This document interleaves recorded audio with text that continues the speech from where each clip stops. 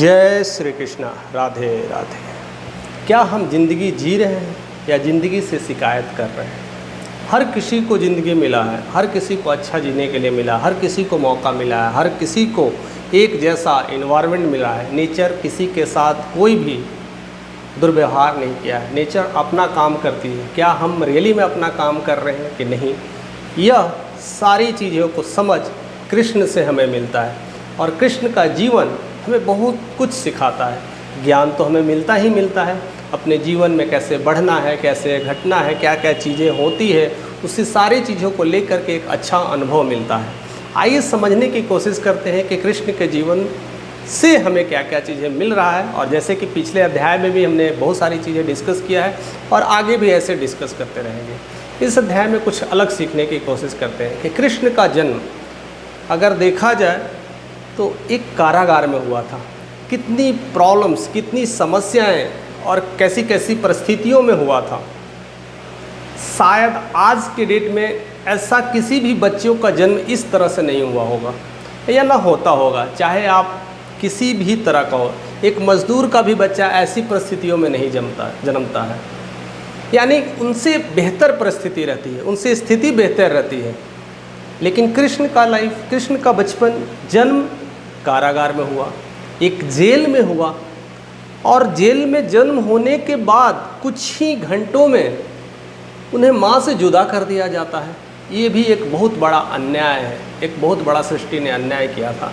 अगर देखा जाए तो बहुत शिकायत होगी उनके जीवन में। अगर शिकायत करें तो शिकायत की झड़ियाँ लगा देंगे कि मैंने भगवान आपका क्या बिगाड़ा था, मुझे ऐसी परिस्थितियों में जन्म दिया, एक जेल में, एक कारागृह में, और उसमें भी जब जन्म लिए तो मेरी माँ से जुदा कर दिया। और कैसी परिस्थितियों में एक बच्चा को कैसे कैसे ले जाते हो, जेल से निकालते हो, कभी नदी नालों से पार करते हुए ऐसी परिस्थितियों में ले जाते हो। और हम अपनी ज़िंदगी से कितनी शिकायत करते हैं। मेरा कुंडली ठीक नहीं चल रहा है, मेरा नक्षत्र खराब हो गया है, लगता है शनि ग्रह चल रहा है, पता नहीं ऐसे कहाँ जन्म ले लिया, किस गांव में ले लिया, पता नहीं ऐसे घर में जन्म लिया जहाँ हमारा कुछ हो ही नहीं सकता है। मीन्स समस्या की झड़ी लगा देते हैं, इतनी सारी चीज़ें गिनाते हैं और कोशिश करते हैं या भगवान हमारा जन्म अगली बार अंबानी जैसे परिवार में हो, अदानी जैसे परिवार में हो। ऐसी शिकायत करने लगते हैं। इसलिए कृष्ण का कथा बहुत इम्पोर्टेंट है, हर किसी को सुनना चाहिए। कृष्ण ने कभी भी कोई शिकायत नहीं किया कि मेरी जन्म ऐसी परिस्थितियों में हुआ और मैं ऐसी परिस्थितियों को वो बार बार गिनाए हैं। कभी भी उनके पूरी कहानी में, पूरी स्टोरी में कहीं भी वो गिनाते नहीं नजर आए और परेशानियों को बताते नहीं हैं। उस परेशानियों से निकल कर करके जीवन जीते हैं और मस्ती से जीते हैं। और उनका जीवन ही जीना हमें सीखना है। हम अपनी परिस्थितियों को गिनाते हैं, कुंडलियाँ दिखाते हैं। अगर लड़कियों की शादी विवाह हो तो देखिए कुंडली दिखाते हैं। अगर जॉब नहीं लग रही है तो वो भी कुंडली दिखाते हैं। नक्षत्र खराब है, क्या क्या चीज़ें को दिखा करके पंडित से पूजा पाठ कराते हैं, होम जाप करवाते हैं। ऐसे बहुत सारा चीज़ कराते हैं जिससे हमारी लाइफ सुधर जाए। तो कभी कभी हमें डाउट हो जाता है अपने ऊपर कि ईश्वर ने हमें बनाया है, ऐसा हम मानते हैं कि ईश्वर का क्रिएशन है हम लोग। अगर ईश्वर ने हमें बनाया है तो इतना तो पक्का होगा, ईश्वर कभी भी खराब प्रोडक्ट नहीं बनाएगा, बेकार की चीज़ें नहीं बनाएगा।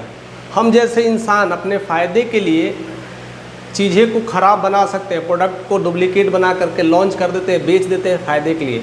लेकिन ईश्वर कोई भी ऐसा प्रोडक्ट डिफेक्टिव नहीं बनाता है। और जो भी बनाता है प्रोडक्ट काफ़ी कारगर है और काफ़ी उसका इस्तेमाल अच्छे से किया जा सकता है। तो फिर हम क्यों घबराते हैं, हम क्यों ऐसे बाबाओं के चक्कर में पड़ जाते हैं, हम ऐसे शनि ग्रह के चक्कर में पड़ जाते हैं, ऐसे कितने सारे झमेले में पड़ जाते हैं और अपने आप को कोसते रहते हैं, अपने आप को दोषित करते रहते हैं और कहते हैं कि बस मैं कुछ नहीं कर सकता। तो शायद उनके लिए कृष्ण का जीवन काफ़ी कुछ सीखने के लिए। इन सारी परिस्थितियों में वो खड़ा हुए, बड़ा हुए और देखिए कैसे कैसे कारनामे किए थे और एक राजा की तरह जीवन जिए। दूसरी बड़ी बात है कि कृष्ण में अगर देखा जाए तो कृष्ण और राम में क्या फ़र्क है।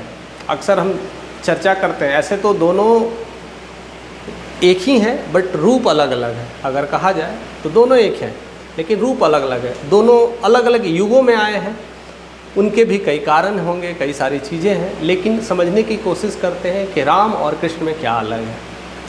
अब राम ने देखो कितने भी लड़ाइयाँ की थी, कितने भी उनके प्रॉब्लम्स हुए थे, तो वो फैमिली की वजह से हुई थी, यानी उनका पर्सनल रीजन था, अपने घर में पर्सनल प्रॉब्लम्स था, तो उनको वन जाना पड़ा।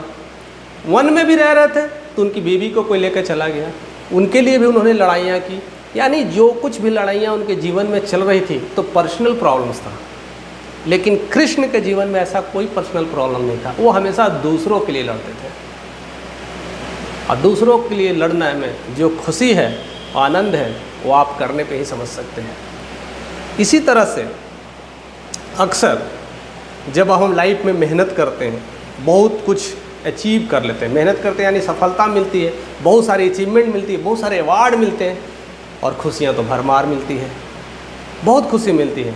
लेकिन एक बार किसी को हेल्प करके देखें तो जो आपको मिलेंगे वो खुशी नहीं, वो मिलेंगे सेटिस्फैक्शन, और सेटिस्फैक्शन इतना मिलेगा उसका अंदाज़ा नहीं लगाया जा सकता। आप अपनी शादियों में, अपने फंक्शन में, अपने जन्मदिन पे या अपने किसी भी फंक्शन में आप बहुत सारी पार्टियां करते होंगे, बहुत सारे खाने खिलाते होंगे, दोस्त लोग आते होंगे, आसपास पड़ोस लोग आते होंगे, कई सारे पैसे खर्च होते हैं, कई सारे लोगों को गिफ्ट देते हैं, ऐसे कई सारे खर्च करते हैं तमाम। उसमें कई खुशियाँ भी शामिल हैं, कई खुशी भी मिलती है। लेकिन एक बार महीने में, एक बार या साल में अपने जन्मदिन पर गरीबों को, 10-50 गरीबों को, 5-10 कोई भी गरीबों को, वैसे ही कोई भी सिंपल खाना, पूड़ी सब्जी कोई भी हो, आप खिला के देखिए, वो खुशी नहीं मिलेगी, एक सेटिस्फैक्शन मिलेगा, और वो सेटिस्फैक्शन कई खुशियों से बड़ी होती है। एक बार करके तो देखें, एक बार शुरुआत तो करके देखें। इसलिए कृष्ण का जीवन से हमें बहुत कुछ सीखने को मिलता है। कृष्ण हमेशा कहते हैं जीवन केवल अपने लिए नहीं जीना है, दूसरों के लिए भी जीना है, और शायद इसलिए कृष्ण कृष्ण है। ऐसा नहीं है कि राम में वो गुण नहीं था, समय की ज़रूरतें होती हैं, समय पे अलग अलग ज़रूरतें होती हैं। वो जिस युग में जन्म लिए थे वो सतयुग था, सतयुग में जो रिक्वायरमेंट थी उतना ही थी, लेकिन जब युग बदला, द्वापर युग बदला, तो समय की रिक्वायरमेंट्स कुछ और हुई, ज़रूरतें कुछ और हुई। इसलिए ऐसा कहा जाता है, कई सारे ग्रंथों में लिखा गया है कि जब राम आए थे तो 12 कलाओं का ज्ञान लेकर के आए थे, जिसे लगा कि ये सब कला का यूज कर करके वो सारे प्रॉब्लम्स को सोल्व कर देते थे, और अच्छा भी था, सोल्व भी कर देते थे। लेकिन जब द्वापर युग आया तो कृष्ण को लगा कि इतना कला से काम नहीं चलेगा, यानी हमें और ज़्यादा ज़रूरत है, तो उन्होंने 16 कलाओं को लेके आए। मैं एक बार फिर कहूँगा, कृष्ण और राम अलग नहीं हैं, उनको पास भी वो सारी कलाएं थी, बट ज़रूरत नहीं था। इसको आसान भाषा में समझने की कोशिश करते हैं। आपके पास मोबाइल है, इंटरनेट भी है, अगर आपको मोबाइल में कोई गेम नहीं खेलना है तो क्या उस सॉफ्टवेयर को आप डाउनलोड करेंगे? ज़रूरत नहीं है ना। तो राम को ज़रूरत नहीं था, तो उन्होंने 12 सॉफ्टवेयर डाउनलोड कर लिया। ऐसा नहीं था कि उस समय उनके पास सॉफ्टवेयर नहीं था, सॉफ्टवेयर था, और नेटवर्क भी बहुत तगड़ा था, जहाँ तक दृष्टि नज़र आती थी वो देख लेते थे, सब कुछ समझ जाते थे, भाप लेते थे, यानी नेटवर्क बहुत दूर तक था, और सॉफ्टवेयर भी था, जितना चाहें वो डाउनलोड कर सकते थे। लेकिन वो 12 ही सॉफ्टवेयर डाउनलोड कर लिए और उससे ही उनकी पूरी युग का सारा काम हो गया था। लेकिन कृष्ण आए तो लग रहा था कि बड़ी सारे भूकंप आ रही है, बहुत सारी प्रॉब्लम्स आ रही है, बहुत सारे छीनाछ हो रही, बहुत सारे चीज़ हो रहे हैं साथ साथ। अब सतयुग नहीं रहा, अब तो लूट खसोट की बात आ रही है, अब उतना सॉफ्टवेयर में नहीं चलेगा।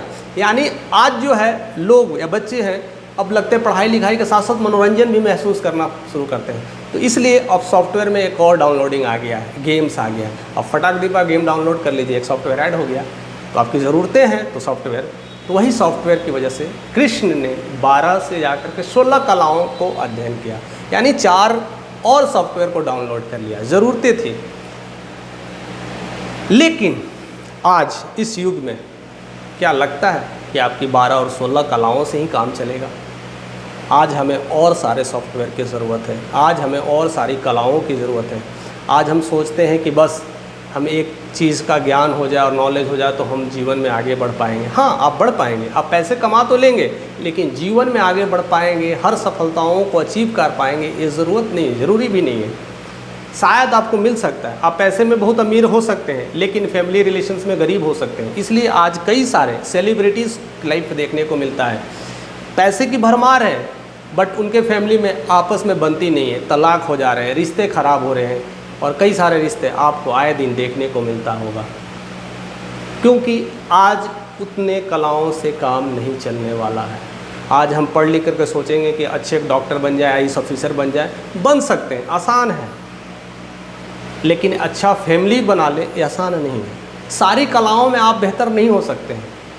तो इसलिए आज के इस दौर में, आज के इस युग में जो हमारा कलयुग चल रहा है, और 12 और 16 कलाओं से काम नहीं चलने वाला है।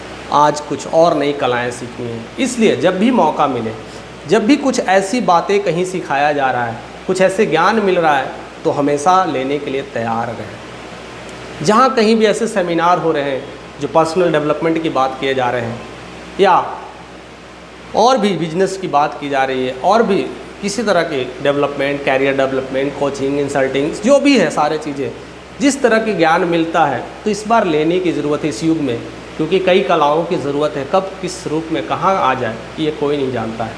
आज लोग यही सोचता है कि मैंने इंजीनियरिंग कर लिया तो मेरा काम हो जाएगा। आज इंजीनियरिंग करने वाले भी मैनेजमेंट भी कर रहे हैं, मैनेजमेंट करने वाले कुछ और बन रहे हैं, कई सारे इंजीनियरिंग करते हैं, डॉक्टरी भी करते हैं, कई लोग डॉक्टर बनने के बाद आईएएस बनते हैं। ये सब सारी चीज़ें तो हो रही है, यानी कई कलाओं से गुजरते हैं। बनना ही था आईएएस तो डॉक्टरी किसने किया, अगर आईएएस बनना तो इंजीनियर किसने बना, क्योंकि आज एक कलाएं आपके काम नहीं आने वाली हैं। आज कई कलाओं से जा कर करके जब अच्छा उस पोस्ट पे पहुंचते हैं तो सारी कलाएं आपके इस्तेमाल में आते हैं।